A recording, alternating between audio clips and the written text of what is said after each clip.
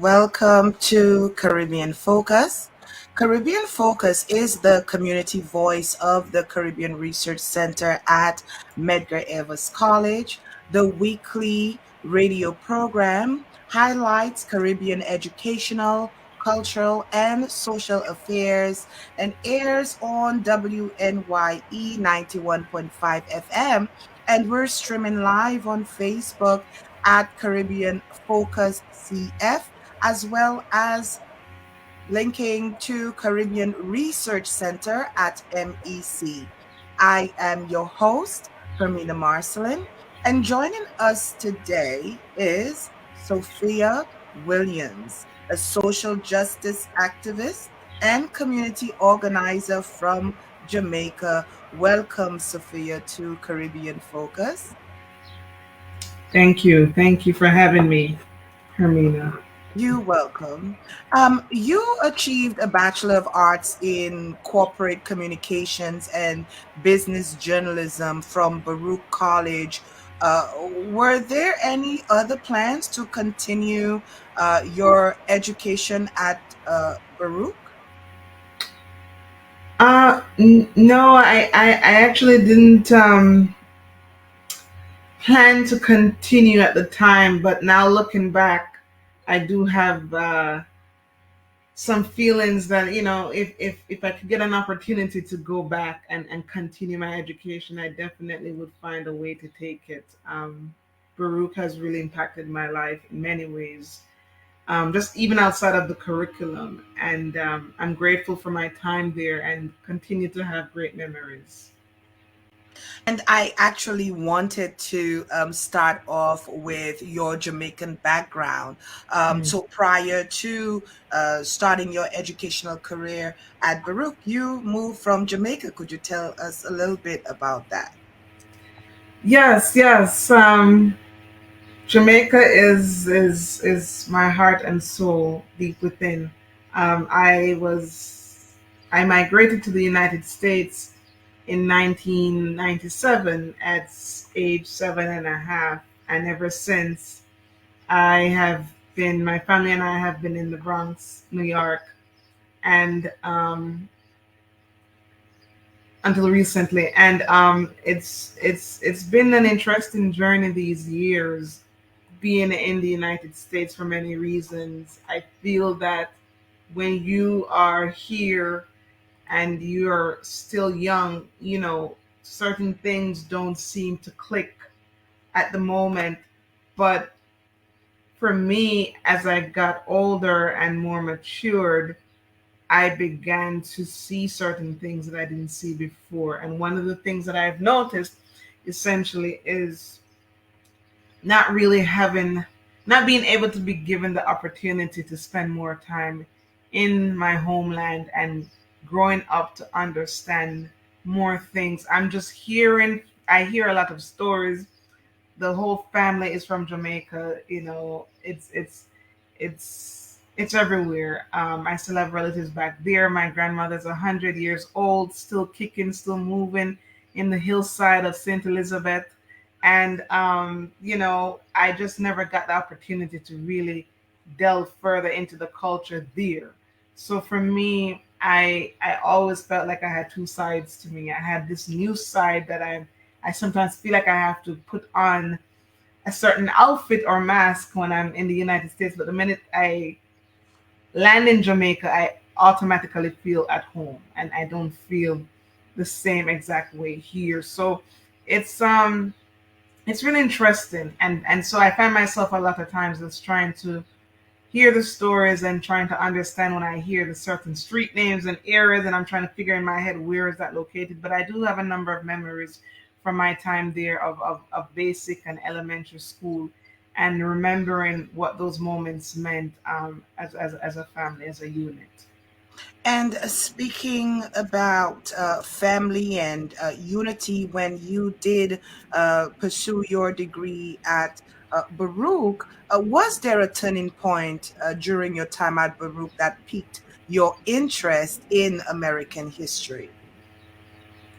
Yes, yes, certainly. There was a turning point for me um, in 2011, the fall semester, right in that early time. I actually, to be honest, I went to Baruch to pursue entrepreneurship.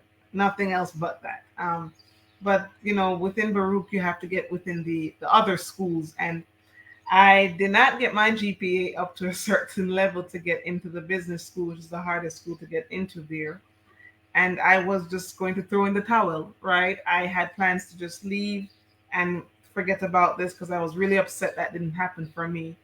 But before that, I needed to just prove that I'm a full-time student, to then get one more class in, to then get into the business school, not knowing that my GPA was going to be an issue. So I said, let me just take the easiest course I can find and just make it easy on myself and prove that I'm a full-time student. So I saw the civil rights movement class and I said, oh, this is easy. Martin Luther King Jr. That's it. And this is me before becoming a radical, before becoming a revolutionary. So I walked into that classroom and I remember the first day the professor spoke about, she mentioned the three names, and the three names were Bob Marley, Nina Simone, and Mumia Abu Jamal. And something clicked on that first day where it felt like this was going to be different. And I wasn't sure, but ever since then, that's where my turning point in life changed, with learning about issues, the real issues of American society, the real global issues that you won't necessarily you won't fully hear the truth of in mainstream media. So that took place for me in that class. And you mentioned about the issues and things that you will not hear on mainstream media. What did you discover about the civil rights movement in America? Wow, a lot. I discovered that this was beyond just Dr. King. Again, before this class, mentally, I was very like narrow-minded and just going by whatever I was told. And what I realized, and I have to give a whole lot of credit to my professor at the time, who's a huge, huge mentor to me to this day, and that I work with. One of the things that she did well was to expose us to different texts that aren't out there like that. And so, with those different texts, we were able to read a lot about other individuals who made a huge impact within the civil rights movement. They helped to lead, they were responsible for certain sectors, and they made a huge difference. So, one of the things I understood was really understanding, like, for instance, with Malcolm X. Malcolm X was truly a person, an individual, a human being that was about everything that was right. However, the way mainstream played him out to be, one would never fully understand it until taking a class in the civil rights movement. I also took a 60s course with the same professor, and that was for me. I learned so much and almost, if not everything, about the 60s in America, that became my most treasured and admired aspect of American history. And again, I think the main thing that I understood were that there are many other revolutionaries that existed, and that they put their lives on the line for the things that unfortunately we're still fighting for till this day. And hearing the stories and hearing how things were, we didn't just spend a small amount of time on each area. We went diving into so many aspects. When you think about the Vietnamese War and how there was a struggle here to fight against the war and what that looked like.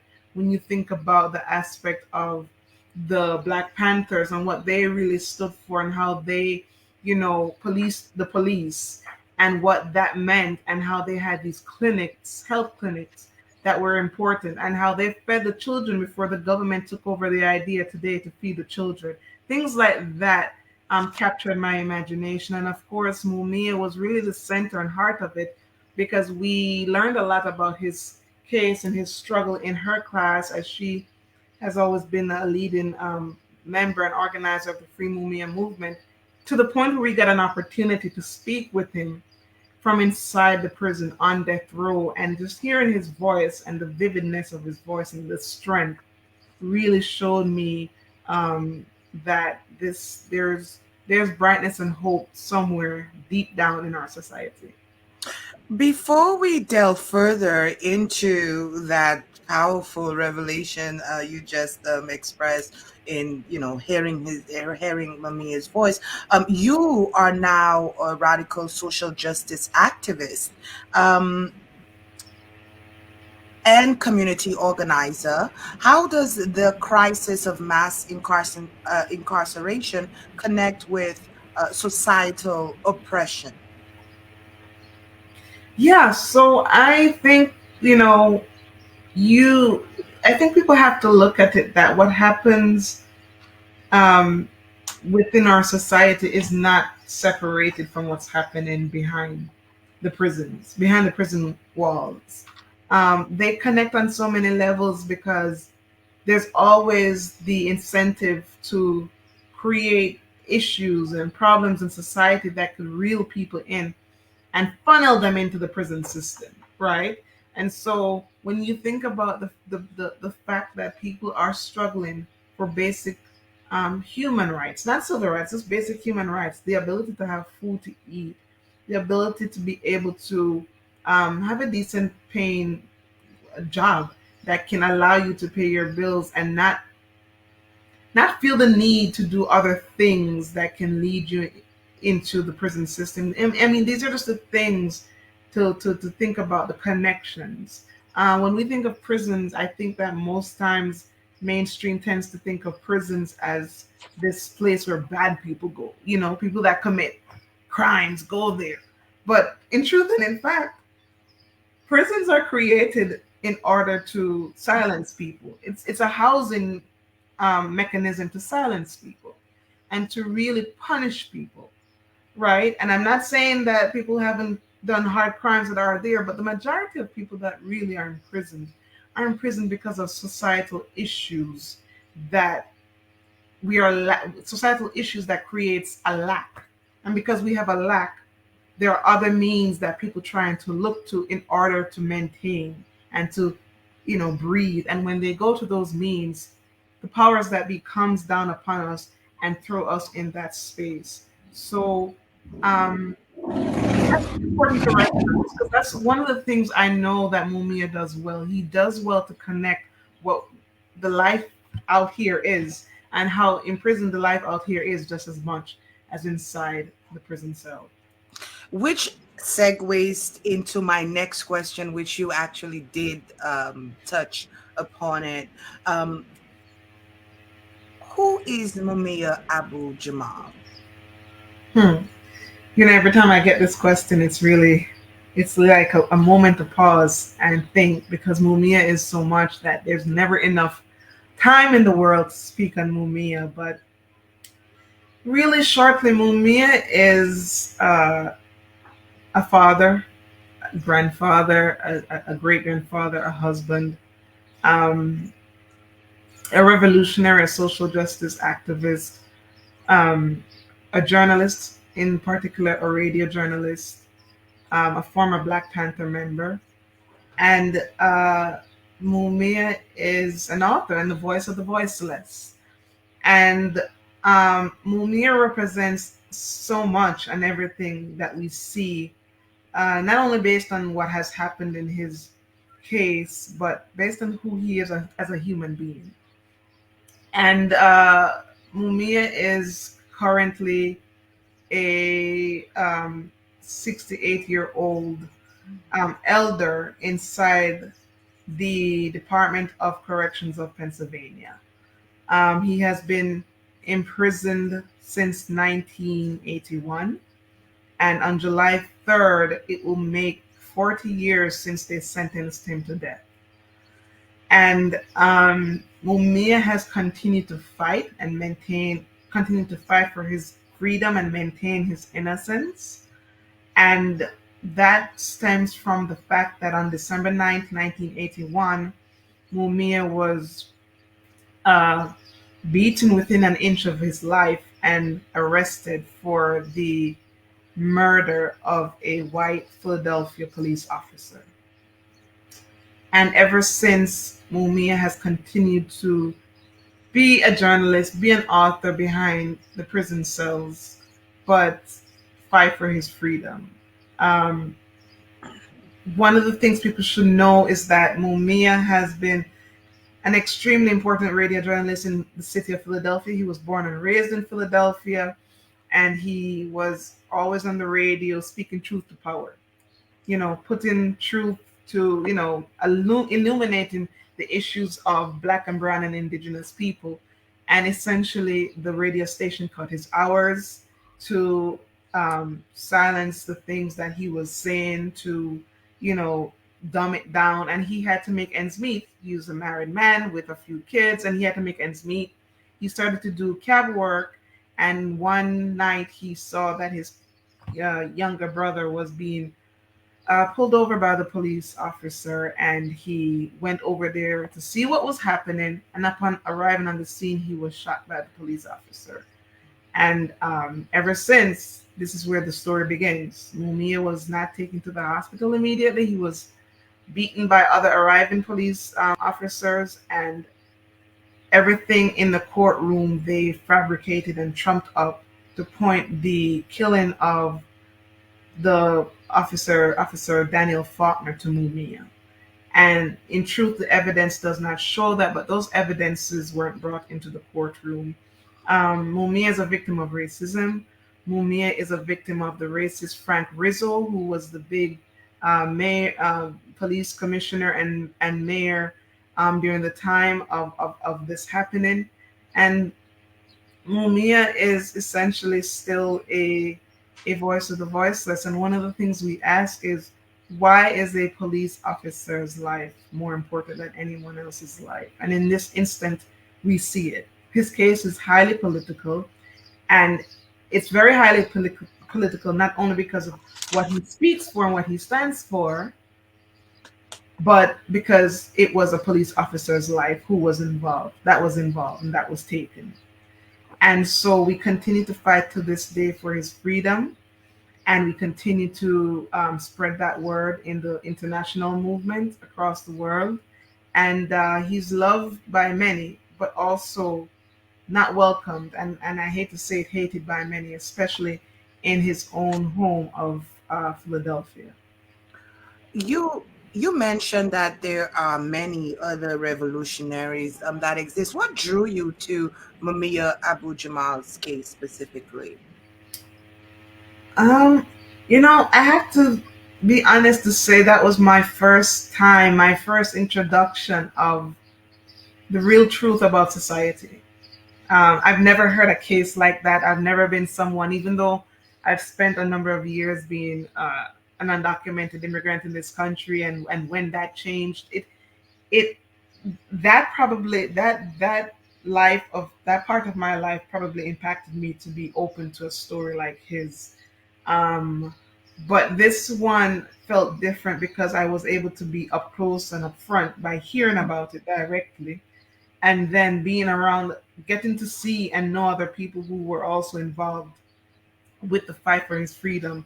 And when you listen to the facts behind his case, it just begins to show you the levels to which uh, a country as as big as this one that touts, democracy and freedom and the Constitution, really is one of the countries that knows how to put on a good mask and do other things behind the scenes, like having political prisoners who are imprisoned for speaking truth to power, but then goes around and condemn other countries for doing just that. So when I heard Mumia's case and see what happened in the courtroom, I mean, the courts of the United States are so respected, and yet here's a man who everything came after him that was trumped up. It just it left me speechless, and it just left me wanting to know more. And how is it that I can take part in that? But ultimately, I have to say too that my professor at the time and mentor, her support and leadership in this really carried me through, along with quite a few others that were involved in the work. And your involvement has led you to roles as a member of the campaign to bring Mumia home. Could you tell us a little more about the Free Mumia Abu Jamal movement? Yeah. Love, Life, Care. Yeah, so the Mumia Abu Jamal movement is essentially a international movement that has been around for as long as Mumia has been imprisoned, which is 40 years now this July 3rd, and has really, been the largest and most longest going movement since the civil rights movement. And one of the important parts of the international movement to free Mumia is that it's everywhere, right? Mumia is known in all parts of Africa, Europe, Central America, South America, and um, what we see is different people coming together in the global fight to bring Mumia home, to ensure that he's brought home alive, and to ensure that he's able to not to not die in prison. We don't want to get to the point where we're taking someone out who's on their last days. And this fight has been held for so long by the long running, tireless Pan Africa, who has traveled to many places speaking about Mumia, and many others like herself who has been in this fight ever since, who has actually known Mumia personally before uh, this situation happened with him. So the international movement is really a movement of different people, um, re- educators, medical professionals, social workers, what have you, students, youth, coming together to free a human being. We like to call him the gentle giant because Mumia is such a sweet soul, but he continues to not mince his words when it comes on to the injustices of the United States of America. Nelson Mandela, I will shift over to another powerful figure in our history, is best known for successfully leading the resistance to South Africa's policy of apartheid in the 20th century. And also a member, and you are also a member of the Roots and Branch and the Spirit of Mandela. Please share with us a little more about this organization. Yeah, yeah, sure. So, like the Mumia work, all these works are very, they connect, they bridge, and it's always good to just continue to link up with other groups and individuals doing the work towards freedom and justice and equality in our society. So one of the groups that I am also a part of that does much more direct prison work is Root and Branch, and they were formerly known as IWOC. And so they do a lot of anti prison slavery collective work in New York, but also in other states.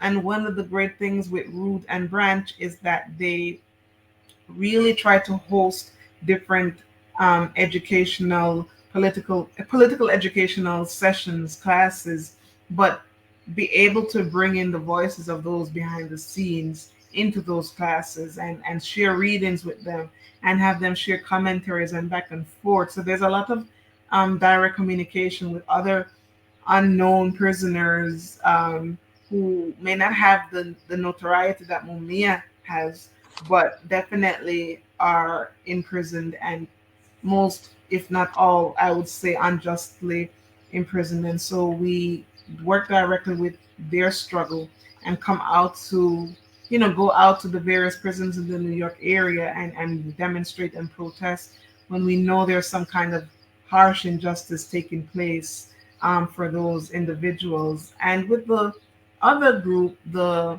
In the Spirit of Mandela, that's really an incredible coalition, because it's not just In the Spirit of Mandela, but it's also many other groups involved. And what that coalition does is to really bring an international attention to the many violations of the U.S.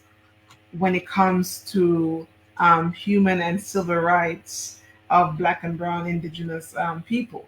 And what's really interesting is that yes, there is that focus on political imprisonment and the very unfair, inhumane treatment and neglect of those people behind the crazy prison walls. But in the Spirit of Mandela recently, I think in sometime late October last year, had a very well known tribunal trial that really was the center of attention, where they put the United States government on the stand for human rights violations and crimes of genocide, and they were found. The U.S. was found guilty of just that, um, human rights violation and genocide. So it's really important that if people have a minute to really, to join that coalition or to look into their work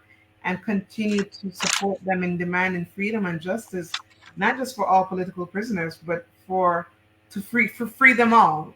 And so there's definitely that link of their spiritofmandela.org and Root and Branch. You can find them like on Instagram at root underscore branch NYC. And from there, you can find their link tree website to more information to those two amazing organizations. Speaking on direct communication and the idea of making connections, how does your activism here in the United States of America propel you to learn or rather connect with the revolutionary roots and change makers of Jamaica?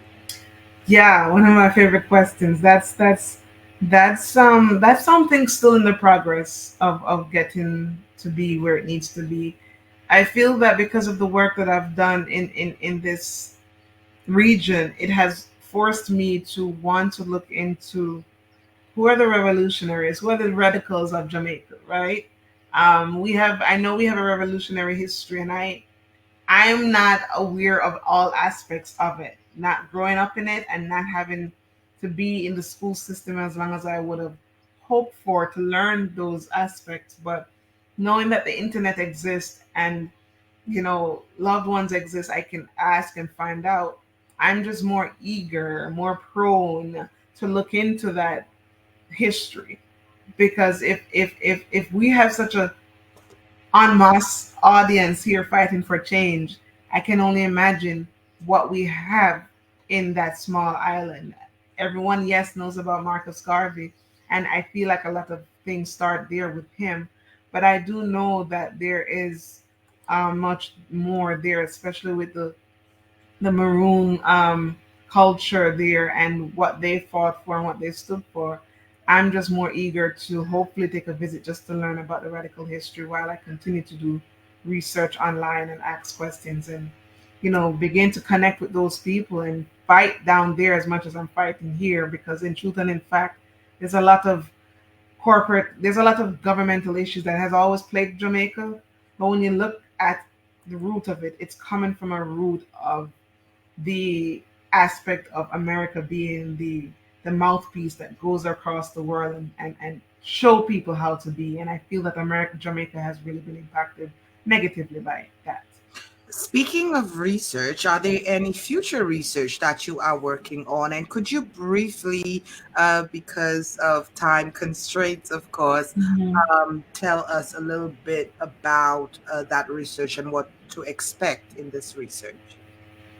Yeah, I currently am trying my best to complete a piece around abolition, you know, abolition of incarceration, all forms of incarceration, and I'm hoping to submit that piece to a number of places and just really spread the idea that abolition is possible, and it's not what people think that we're gonna have everybody running crazy and doing all kinds of things. But how can we create a society where prisons aren't the answer? Another area of research focus I hope to begin or try to begin is around housing. And when we think of the ghettos and the projects, how do we think of it, especially as people of color? How do we engage it and engage it in our minds? And what's the perspective of that onto us? I feel that many of our own people look at the ghettos and the projects as like, as them being above that, and so that's always been an interesting thing as to why we have that in the first place, and how did the housing crisis lead to that, and why is it that we have a certain kind of living that's different from another kind of group. So those are just a couple areas of research, and more to come, but that's it for now. Speaking of more to come, how can the listening and viewing audience get more information about the organizations that you are involved with? You did mention a few websites prior, but if you could please share again that information. Yeah, sure. So, for one, we are definitely looking to commemorate Mumia's life and his legacy as he continues to be with us. So, on July 3rd, we will be having an national and international march on July 3rd in Philadelphia, where we are also asking other people in other cities. So we're saying that for 40 years, we want 40 cities to come together and hold their own kind of similar event or something close to that on that day. And again, if you want more information on how to sign up for that event, you can go to Love Not Fear, PHEAR.com /40 cities. And you can definitely fill out the form there and get more information. And we will be in touch with you and how we can help support what you're looking to do on July 3rd. And also, so that's a big event coming up, and I have the flyers for that as well in Philadelphia. And also for the other sites that I've mentioned or other organizing organizations, you can definitely also visit the bringmumiahome.com, which is the campaign to bring Mumia Home's website. The Spirit of Mandela is spiritofmandela.org. And I think with Root and Branch, you can just visit their Instagram page, Root and Branch NYC, and from there you can find the accurate website. And if people like to know more and stay in touch, I would love to be in touch in any way that I can behind the scenes to continue this fight for justice and freedom and equality. And before we go, what does your shirt say? Oh yes, this says Free Mumia Abu Jamal, and it also shows the many reasons why he needs to be freed.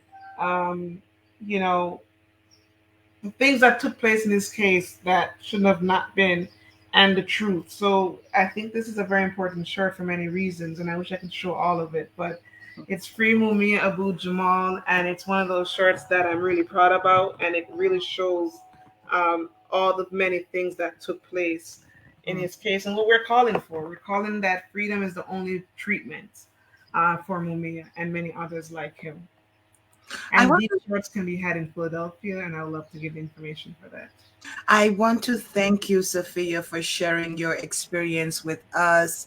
And as you continue to be an active change agent in this world, thank you. Thank you for joining me on Caribbean Focus. Thank you, Hermina, for hosting, and thank you for your work that you do in the Caribbean and beyond. Thank you. Thank you to my viewing and listening audience. This has been Caribbean Focus. I am your host, Hermina Marcellin. Be well.